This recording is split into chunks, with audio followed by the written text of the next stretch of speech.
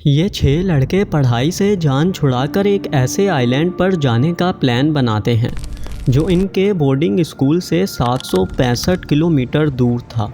सबसे पहले वो एक मछुआरे की 24 फीट की लकड़ी से बनी हुई एक कश्ती चुराते हैं। इन 6 लड़कों का प्लान था कि वो फिजी आइलैंड पर पहुंचकर आगे कहीं न्यूजीलैंड की तरफ भाग जाएंगे। इसलिए वो अपने साथ कुछ केले, 4 नारियल और एक सिलेंडर रख लेते हैं। सोने पर सुहागा ये था कि इनमें से किसी के पास भी कोई मैप या कंपास भी नहीं था। इनको सफ़र शुरू किए हुए अभी लिटरली कुछ पल ही हुए थे कि एक बहुत ही भयानक तूफान ने इनकी कश्ती का बेड़ा गर्क कर दिया था। अब वो वहीं जा रहे थे जहां तूफान इनको लेकर जा रहा था। और फिर बस 8 दिन ड्रिफ्ट करने के बाद वो एक ऐसे आइलैंड पर पहुंच गए जहां ना कोई बंदा था ना इसकी रूह। लेकिन कहानी में ट्विस्ट जब आता है जब इनको रेस्क्यू करने के बाद अरेस्ट कर लिया जाता है। तो आइए 4 टीवी की एक और वीडियो का आगाज़ करते हैं।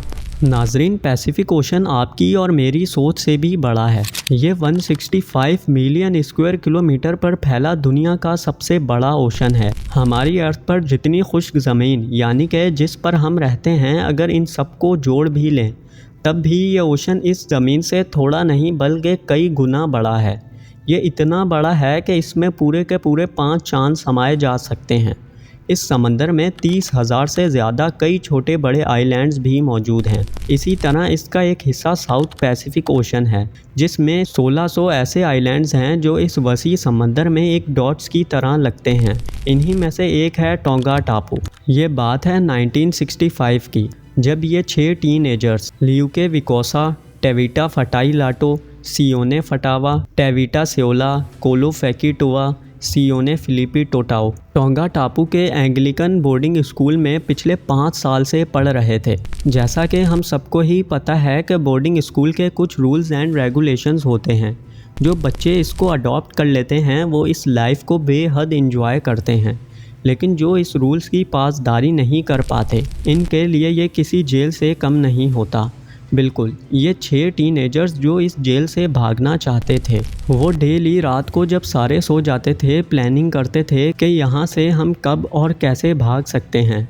चौंका ये पूरा दिन सिर्फ इसी सोच में लगे रहते थे कि यहाँ से भागें तो भागें कैसे। कि तब ही इनमें से सबसे बड़ा सियोने फटावा इनको आइडिया देता है कि सबसे पहले हम एक बोट चुराएंगे और फिजी आइलैंड तक बहुत ही आसानी से पहुंच जाएंगे और फिर वापस आ जाएंगे। लेकिन क्या मालूम था इनको कि इनका ये प्लान ऐसा फ्लॉप होगा कि जिसको वो पूरी ज़िंदगी नहीं भूल पाएंगे। ये दोपहर के 3 का वक्त था। प्लान के मुताबिक ये छुप कर स्कूल से तो निकल जाते हैं।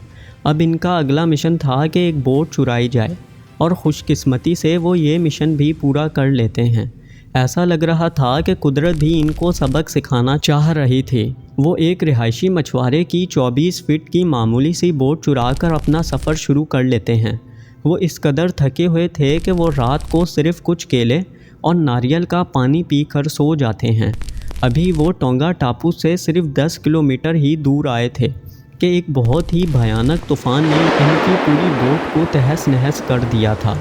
यह तूफ़ान इस कदर तेज़ था कि एक झटके में ही इनकी राफ्ट की एंकर रोप तोड़ देता है। इसके साथ साथ बोट की सेल और रडर भी तबाह हो जाती हैं।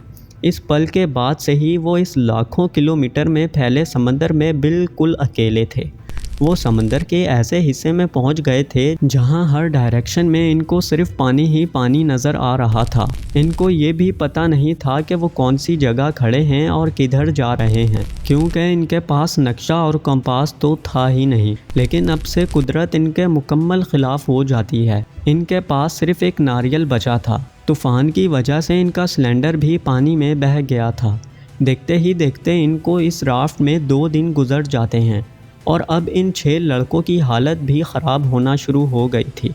चौथा दिन आते आते सियोने फटावा, जिसका ये प्लान था, वो भी ये कह रहा था कि हम सरवाइव नहीं कर सकते। छठे दिन तक ये सारे अधमरे हो जाते हैं कि तब ही बारिश शुरू हो जाती है और इनकी जान में जान आ जाती है। वो नारियल के छिलके में कुछ पानी तो जमा कर लेते हैं, लेकिन इस वक्त भी इनके पास खाने को कुछ नहीं था। लेकिन सियोने फिलिप, जो सिर्फ 13 साल का ही था, हौसला करते हुए पानी में छलांग लगाकर एक मछली पकड़ लेता है। और ये सब अगले 2 दिन इसी से गुजारा करते हैं। और आखिरकार 8 दिन बाद 320 किलोमीटर ड्रिफ्ट करने के बाद वो लम्हा आ ही जाता है जब इनको कुछ दूर एक बेअबा आइलैंड नज़र आता है। वो बिना कुछ सोचे समझे पानी में छलांग लगाकर इस आइलैंड में दाखिल हो जाते हैं। नाजरीन, ये एटा आइलैंड था जिसमें पत्थरों और बड़ी बड़ी चट्टानों के सिवा कुछ नहीं था। अभी तक तो सब कुछ ठीक चल रहा था। इनको लग रहा था कि यहाँ से कोई शिप गुजरेगी और हमें भी रेस्क्यू कर लेगी, लेकिन शायद वो ये नहीं जानते थे कि अगले 1-2 नहीं बल्कि पूरे 15 महीने वो इसी आइलैंड पर गुजारने वाले हैं। चूँकि ये सारे पहले भी एक आइलैंड से ही आए थे, इसीलिए वो सबसे पहले कुछ खाने का इंतज़ाम करते हैं, जिसमें वो घोंसलों से अंडे चुरा कर खाते हैं और मछलियों का शिकार भी करते हैं। दिनों से हफ्ते और हफ्तों से महीने गुजर जाते हैं। पानी ना होने की सूरत में वो परिंदों का खून, यहाँ तक कि खुद का यूरिन भी पीते थे। लेकिन एक दिन जब ये इस आइलैंड को डिस्कवर कर रहे होते हैं कि इनमें से एक लड़का पहाड़ से गिर जाता है और इसकी टांग टूट जाती है। पर इस मौका पर भी ये हिम्मत नहीं हारते और इस लड़के की टांग पर लकड़ी और दरख्त के पत्तों से पट्टियाँ कर देते हैं। और अब इनको इस आइलैंड पर फंसे 8 महीने हो गए थे। इन्होंने यहाँ पर बहुत सी चीज़ें भी बना ली थीं, जिसमें एक छोटा सा गार्डन, खोखले दरख्त के तने जिसमें वो बारिश का पानी जमा करते थे, एक जिम, एक बैडमिंटन कोर्ट, कुछ पिंजरे और एक आग जलाने की जगह भी शामिल थी। इन सब के बावजूद भी वो दूसरी शिप्स को देखते रहते थे। इन्होंने 2-2 के 3 ग्रुप्स बना लिए थे और पूरा दिन कुछ ना कुछ खाने के लिए ही ढूंढते रहते थे। एटा आइलैंड इतना छोटा है कि इसको दूर से देखना करीबन ना के बराबर ही है, लेकिन कुदरत ने इनका जितना इम्तिहान लेना था शायद वो ले लिया था।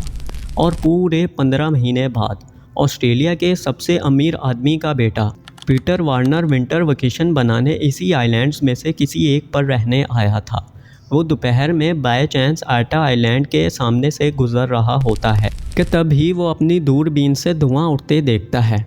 अभी वो इस आइलैंड पर नज़र दौड़ा ही रहा होता है कि इसको कोलो फकीटोआ 15 साला लड़का अचानक नज़र आता है। पहल तो वो डर जाता है और कोलो भी इसको देखकर पानी में छलांग लगा देता है और बोट की तरफ तैरना शुरू कर देता है। कुछ देर बाद कोलो पीटर की कश्ती में पहुंच जाता है और पीटर को सारी कहानी सुनाता है। पीटर इन सबको रेस्क्यू करके दोबारा टोंगा टापू ले जाता है। पर सबसे बड़ा ट्विस्ट जब आता है जब पुलिस इन सबको पोर्ट से ही कश्ती चोरी करने के जुर्म में अरेस्ट कर लेती है। लेकिन ये बात पीटर को ज़रा भी अच्छी नहीं लगती। बिल्कुल, वो वापस ऑस्ट्रेलिया आते हैं और एक पूरी किताब इसी कहानी के ऊपर लिख देते हैं, जिसको इस दौर में 1 करोड़ से ज़्यादा लोग ख़रीदते हैं। चंद महीनों बाद वो दोबारा टोंगा टापू में जाते हैं और कुछ रकम देकर इन 6 लड़कों को जेल से छुड़वा लेते हैं। नाजरीन, रिलीज़ होने के बाद लड़कों का कहना था कि जेल से अच्छा हम इसी आइलैंड पर रहते। उम्मीद करते हैं कि वीडियो को लाइक और चैनल को सब्सक्राइब आपने कर दिया होगा। मैं मिलूँगा 4 TV की अगली शानदार वीडियो में। अल्लाह हाफिज़।